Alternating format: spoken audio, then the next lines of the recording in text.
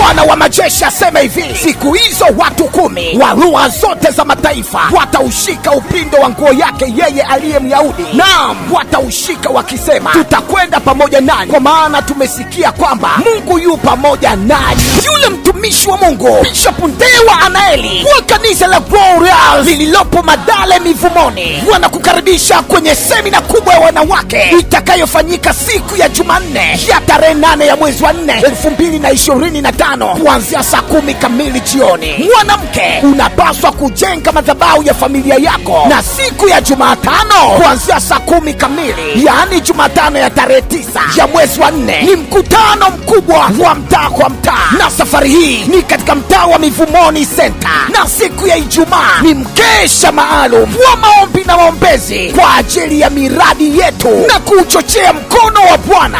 Mkesha huo utaanza mapema kabisa saa 3 kamili usiku. Mkesha unaanza siku ya Ijumaa, na siku ya Jumamosi ya tarehe 12 kuanzia saa 10 jioni ni mkutano wa injili wa mtaa kwa mtaa, na safari hii tena ni katika mtaa wa Mikoroshini Stand. Na Jumapili ya tarehe 13 ya mwezi wa 4 ni ibada maalum kabisa ya maombi na maombezi ya kuchochea mkono wa Bwana kwenye miradi yetu, na ibada hii inakuhusu wewe Mtanzania. Usitamani kukosa kwenye ibada ya Jumapili hii. Ni chini ya mtumishi wa Mungu Bishop Ndewa Anaeli. Wote mnakaribishwa.